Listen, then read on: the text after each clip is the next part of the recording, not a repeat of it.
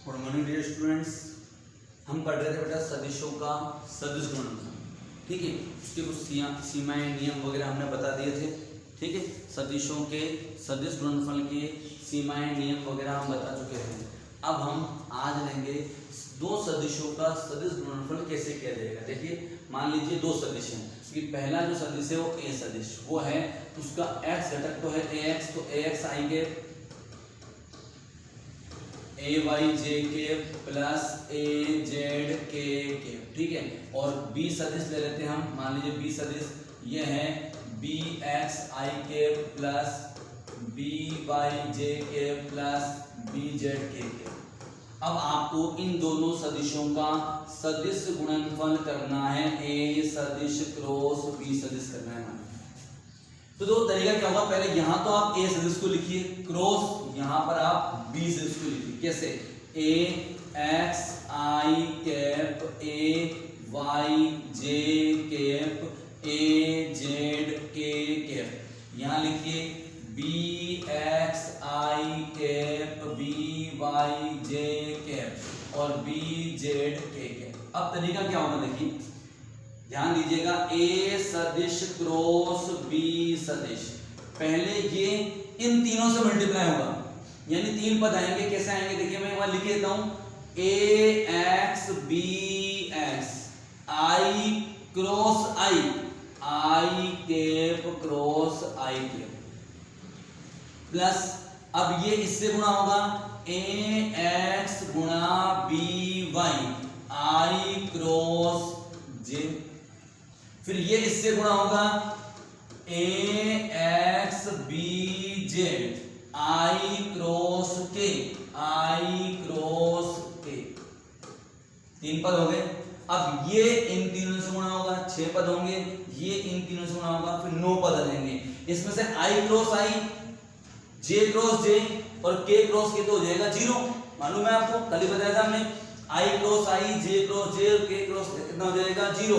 अब आई क्रॉस जे, जहां पर आई क्रॉस जे आएगा, आई क्रॉस क्या आएगा, आई क्रॉस जे आएगा के, वो हमने कल में बताया था कैसे मान निकालते हैं। जैसे ये आ गया था, याद कीजिए आप, ये आई कैप, ये जे कैप और ये के कैप। तो आई क्रॉस जे, जब भी आप एंटी क्लॉकवाइज चलेंगे, आई क्रॉस जे या जे क्रॉस के या के क्रॉस आई, दो को अलग अलग सदिशों को क्रॉस प्रोडक्ट करने पर तीसरा आएगा। चिन्ह कैसे देखेंगे, अगर आप क्लॉक एंटी क्लॉकवाइज चल रहे हो तो पॉजिटिव साइन ले लो, और क्लॉकवाइज चल रहे हो तो नेगेटिव साइन ले लो। इस तरह से करते हैं। एक तरीका तो है ये तरीका काफी लेंथी है, हम ये तरीका कभी भी इस्तेमाल नहीं करेंगे। बस समझिए आप, होता यही है जब डॉट प्रोडक्ट होता है। ध्यान दीजिए, मैं पीछे जा रहा हूं। डॉट प्रोडक्ट तो यहाँ क्या आ जाता है, डॉट प्रोडक्ट में यहाँ पर आता है डॉट, तो बहुत सिंपल हो जाता है, क्योंकि डॉट में I dot I, J dot J और के डॉट के वाले पद आएंगे। I dot J, I dot के, वो सब कितने हो जाते हैं, डॉट में वो सब 0 हो जाते हैं। तो डॉट प्रोडक्ट में हमें दिक्कत ही नहीं है गुणा करने में। केवल हम आई डॉट आई वाले पद, जे डॉट जे वाले पद और के डॉट के वाले पदों को गुणा करते हैं, बाकी सबको हटा देते हैं, बाकी सबका मान में से 0 हो जाता है।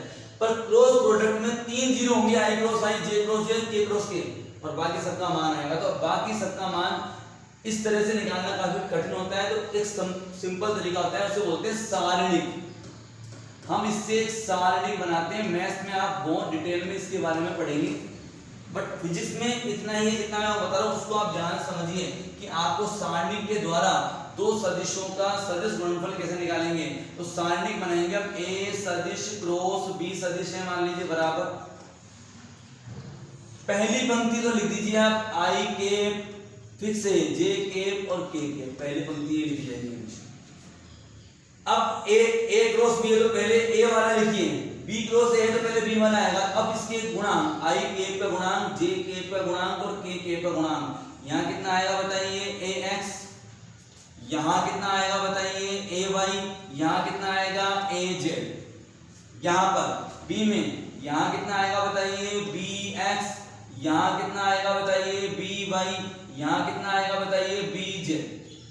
अब आपको यहाँ पर क्या करना है, सोल्व कैसे करेंगे इसे। तो ए सदिश क्रॉस बी सदिश का मान क्या आएगा। देखिए तरीका क्या होता है इसमें।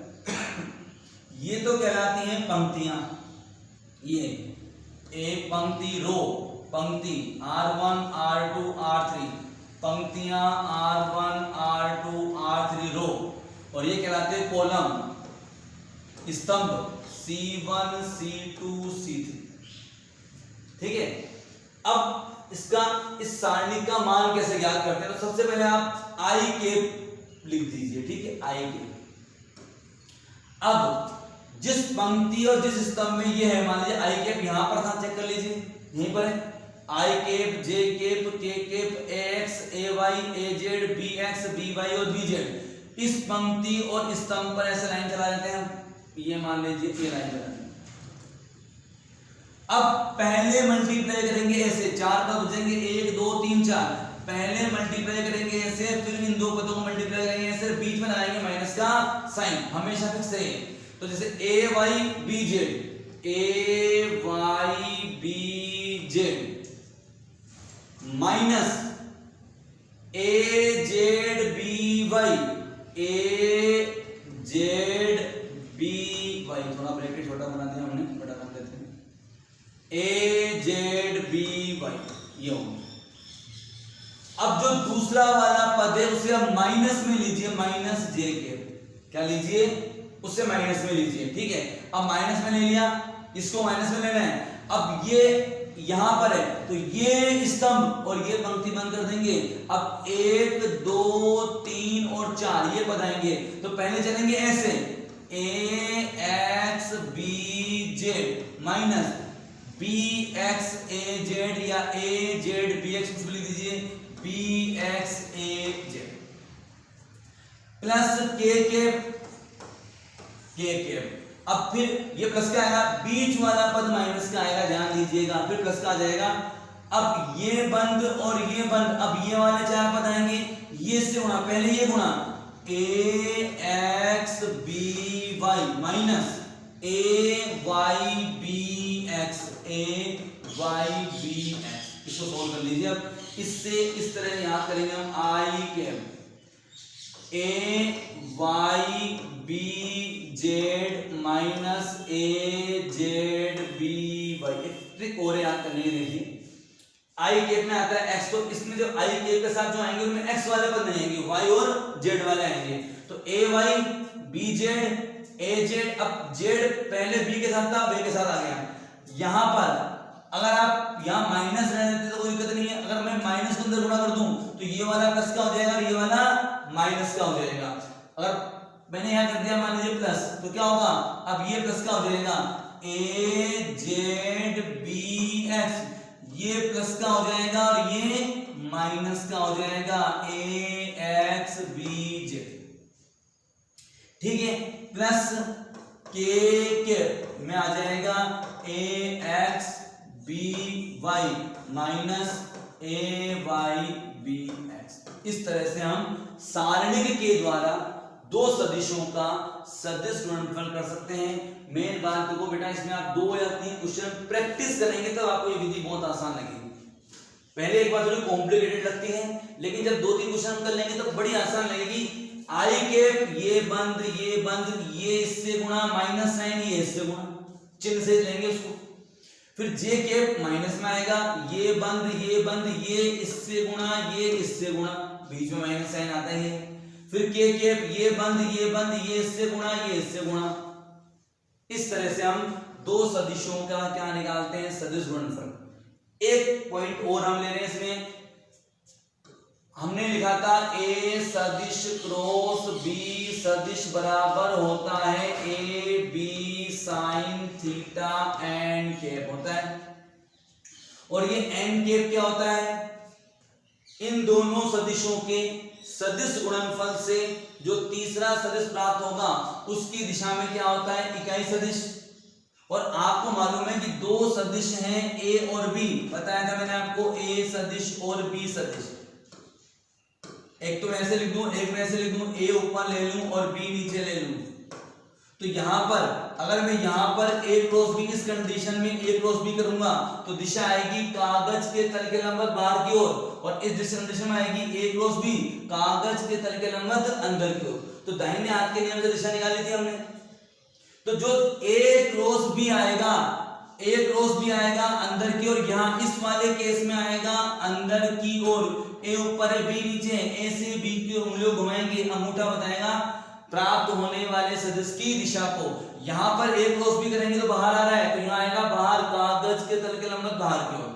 तो वो तो डिपेंड करता है कि सदिश गुणनफल किधर हो रहा है, लेकिन जो इन दोनों सदिशों के सदिश गुणनफल से जो सदिश प्राप्त होगा वो इन दोनों सदिशों से बनने वाले समतल, दो रेखाएं, दो सदिश हमेशा एक समतल का निर्माण करते हैं, और उनसे जो समतल बनेगा, जो इन दोनों सदिशों के सदिश गुणनफल से जो राशि आएगी वो इन दोनों से बनने वाले समतल के तल के क्या होगी, लंबवत। तो ये n कैप a के भी लंबवत होगा और n कैप b के भी लंबवत होगा। तो दो सदिशों के सदिश गुणनफल से प्राप्त सदिश के लंबवत इकाई सदिश का मान ये आ जाएगा ए बी साइन थीटा, और इस ए बी साइन थीटा को आप क्या लिख सकते हैं, ए बी साइन थीटा को लिख सकते हैं आप ए सदिश क्रॉस बी सदिश का परिमाण। तो n कैप क्या है, दो सदिशों से के, दो सदिशों के सदिश गुणनफल से प्राप्त होने वाले सदिश के लंबवत, दो सदिशों के सदिश गुणनफल से जो तीसरा सदिश प्राप्त होगा उसके लंबवत इकाई सदिश। तो ये n कैप a के a सदिश के भी लंबवत होगा, n कैप b सदिश के भी लंबवत होगा। तो दो सदिशों के सदिश गुणनफल से प्राप्त सदिश इकाई सदिश का मान आता है n कैप, और ये n कैप a सदिश के भी लंबवत होगा और b सदिश के भी लंबवत। तो दो सदिशों के लंबवत इकाई सदिश ज्ञात कीजिए, तो दिए गए दो सदिशों के लंबवत इकाई सदिश हम इस सूत्र से निकालेंगे।